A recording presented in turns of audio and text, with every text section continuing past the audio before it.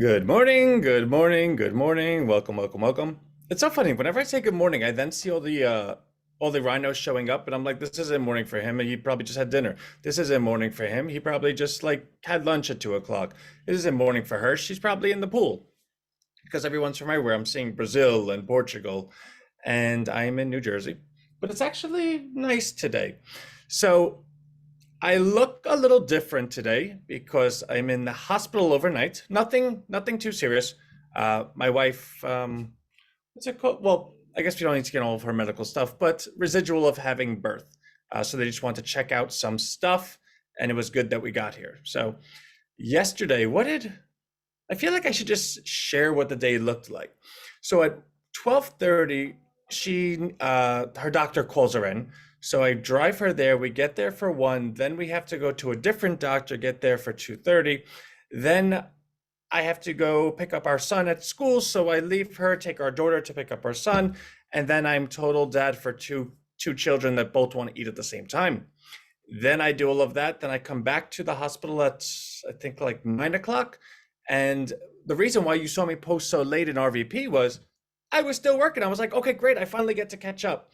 So I'm actually on no sleep. I think I might have got an hour, only because I can't remember that 1 hour. But so I'm trying to be careful with my words because I don't actually know like how to speak right now. Anyways, let's see what happens, right? So the email we sent out this morning is the first half of the article that we wanted to publish. Um, Automation creation, the yellow brick road. And the point that we're trying to get at, or at least the point that we're going to make clear in the second half of the article tomorrow, is that the first half is Rhino Street. That's the crown jewel. That is the free asset that goes ahead and liberates all local community to be secure and protected within their own silo, right? But to go ahead and welcome people in such a mass migration, because we go ahead and we allow everyone to opt in. We're not like Google, where we're going to scour the internet and opt people in voluntarily or by force. In doing so, to have a mass opt-in, you have to go ahead and have some type of value proposition that could catch everyone's attention at the very same time. And the reason being, when you're a search engine, it's like Uber. You need drivers and you need riders, but you need them simultaneously, because if you only have drivers and no riders, the drivers leave because they have no one to drive. They don't make any money. If you have only riders and no drivers, the riders leave because they have no one that drives them. If you have some disproportion of them, for instance, you have a bunch of riders but only a couple of drivers, and one would say, well, Ant, that sounds great. Now all the drivers are going to come there. No, the riders are no longer going to participate because the time for the Uber to get to them is too long for them to consider them a valid option. So like Uber, which is Travis Kalanick, was the founder of Uber, and he was totally cuckoo for Cocoa Puffs. But there were some things that he did that were really, really very good. And his understanding that you need to go ahead and to win a city, for a company like Uber to go into a city and acquire riders and drivers at the same exact time, you had to celebrate the city. You had to go there and show them that you did care about them, that you understand that your business was going to be dependent on their adoption. Therefore, they did mean something to you. Therefore, you celebrate them before they make your business, in which case now they believe the celebration is a thank you rather than a prerequisite. The point being, that's what Rhino has plans for Rhino Street. We are going to travel town to town. We are going to celebrate these cities. We are going to be able to bring on a certain level of adoption just by purely person to person. But in doing so, we'd like to have a little bit of notoriety. We'd like to have a little bit of brand recognition. We'd like to be able to wow someone with something, because when you're offering something such as Rhino Street that's never before been invented, and you're saying to everyone, hey, listen, all of the challenges that you have faced because your local community is losing to Wall Street corporations, and this company's going bankrupt and that company's going bankrupt, and your main street isn't as vibrant anymore, is all because of a search engine, and we can fix it. That's a really, really big sentence. The whole entire world of economics has been trying to figure out how to rescue small business, and you just gallop into town and say, I not only do I know the solution, I invented the solution, and it was right under your nose, search engine. That's something that even that on the surface, there will be a percentage of people that say, oh, that snake oil salesman or snake oil salesman or something like that. We don't trust that. So anytime you enter any type of negotiation or proposition or presentation, you want to have a requisite resume behind you. And that's what RHINOBUX is. So RHINOBUX, by all intents and purposes, is completely financially engineered. When people say, oh, it sounds like a Ponzi scheme or a pyramid scheme, it's because they're kind of built the same way, except the outcome is different, right? Like Social Security is built as a Ponzi scheme because the members in Social Security are collecting payments from newcomers, and then there's newcomers before that, and that's what keeps the value there. But Social Security's value is implicit. Social Security's value is absolute. This is how the nation funds the retirements of those that, for all intents and purposes, didn't have a savings of their own. Therefore, that value is something that you know will never disappear. For instance, you can note to yourself, oh, you know what, my Social Security, I'm never going to collect those funds. Yeah, on paper you won't. But how do you know 8 years from now you won't have a president campaigning saying, yeah, when your Social Security is gone, my first day in office, I'm going to put together a $5 trillion build back, no, I'm sorry, I forgot, Social Security package, and everyone's going to collect it. Because the thing is, that is so important, it will be filled. The nation's never going to say, oh, guys, by the way, we really mismanaged that. Sorry. The point being, when you have something that actually has a true value, the value becomes apparent. It becomes a self-fulfilling. So what I'm talking about with RHINOBUX, the foundation of it is how do we go ahead and capture the value of population? Because population is the value of the world, right? The wealth of the world is in the people. Frogs are really good, but I haven't seen them exchanging like $100 bills. They are not going to be able to pay rent. They have a fantastic jungle, good for them. But people are the value of the world when denoted in money. They are the voters that vote in politicians. They are the customers that allow companies to be profitable. Therefore, how do you go ahead and represent that inherent value in the most valuable asset, if people are an asset of the entire world?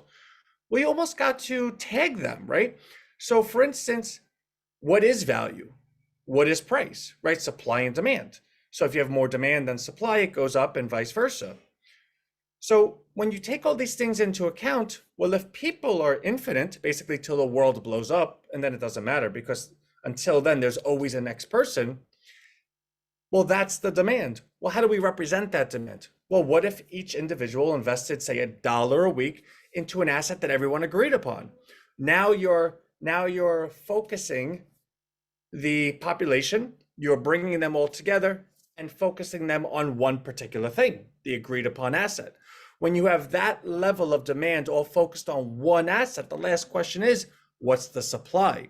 Because if the supply of the asset's one, well, then it's $1 million tomorrow.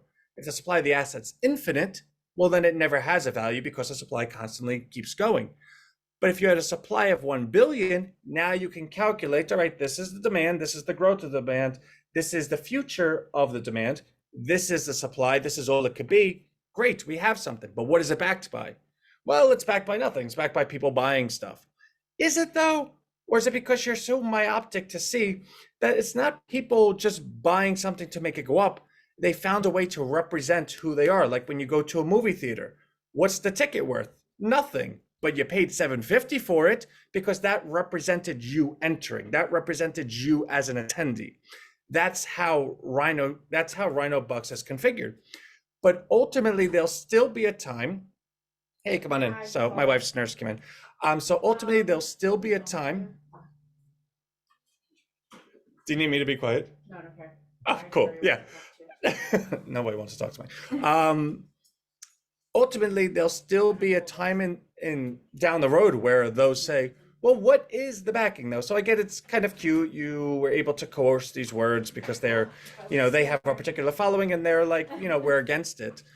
Well, there needs to be a moment that we're able to migrate everyone over to Rhino Street. And because we have the resume and because we have the performance and behind us, and because we have the wow factor that we presented everyone, they're now quite receptive to doing it. And when they do it in mass, like we spoke about with the Uber example, that's what creates that value. So Uber would have never been worth anything if they just kind of like Facebook ads. Hey, you want a taxi? Like, call us. No, they needed to come in full force. So when you put everything together, the full force that goes into Rhino Street with the RVP group becoming regional vice presidents of particular areas, with Rhino finding ways to celebrate the city, to come to the city, all of that plus the resume behind it, plus the value proposition that Rhino inherently has, equals the value of what it can be worth. That value then supports the value of the RHINOBUX. So it's always been, well, RHINOBUX is worth all of this money, but it's backed by nothing. Well, Rhino Street's worth nothing, but it has all this value. And that's Rhino Retirement. You put it together. So we've re-engineered how you can go ahead and create something going forward that does change the world. So that is where we're at. RVP is doing amazing. I believe we have 27 submissions or rows filled out. We have many different members submitting their paragraph of what the value proposition could be. See, now I'm getting lost. I'm finally getting tired, right? I'm not on my riff. But talking about RVP actually is pertinent to this. So Rhino, in an effort to become more simplified, more direct, is going to lead with Rhino Street. So we were leading with Rhino Street and didn't get that immediate gratification, then pivoted to RHINOBUX so that we could fund the project going forward, as well as create an excitement that then can go back to Rhino Street. But now when we go ahead and welcome on a team of executive regional vice presidents, along with those that want to be like them underneath them, we need to have an offer that has a clear, concise message, has a clear value proposition, and has a free offer to it, right? Everyone is quite receptive to, hey, Google's stealing your money, you can have it back here, right? Wall Street shouldn't be in your local community, support local community here. And then it leaves it up to the person to have that one paragraph of being able to share that message, to disseminate the messaging that has been working or that works, that we found to have worked. And then once that member comes in, they're now part of the email, they're part of the ecosystem, and they can learn what RHINOBUX is. So in doing so, we've identified, or at least we figured, that this is the best value to those that want to support Rhino, those that want to be representatives of Rhino, because the system that we're building out tags the person that you bring in as an affiliate or referral, right? And tracks them for the lifetime they're with Rhino. So it allows the community as a whole to say, hey, I have this lovely neighbor, Mr. Jones, I would like to bring him onto Rhino Street. Of course he would like that, who wouldn't, right? Like, he'll certainly opt into that. Upon him opting in, now it's left to Rhino, to myself, to share the value that is RHINOBUX, to go ahead and welcome the member into the community, keep them engaged enough, not be too aggressive that they're like, oh, why am I here? It's just about a coin, like, see you later.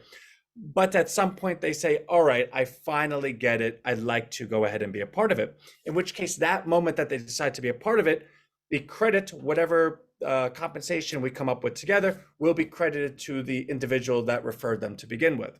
So it allows everyone to do I don't want to say the easy stuff, but the broad-based stuff, the broad messaging. Hey, this is a localized search engine with no marketing and no data retention. Wouldn't you like to be a part of it? Which the obvious answer is yes. Everything past that, which you know to be good value, that you may not be able to regurgitate as well as I do, will be left into the hands of me to do on your behalf. So everyone that we're able to go ahead and convert to, the higher levels will be at your 100% credit. So if you could allow me to work for you, that would be really cool.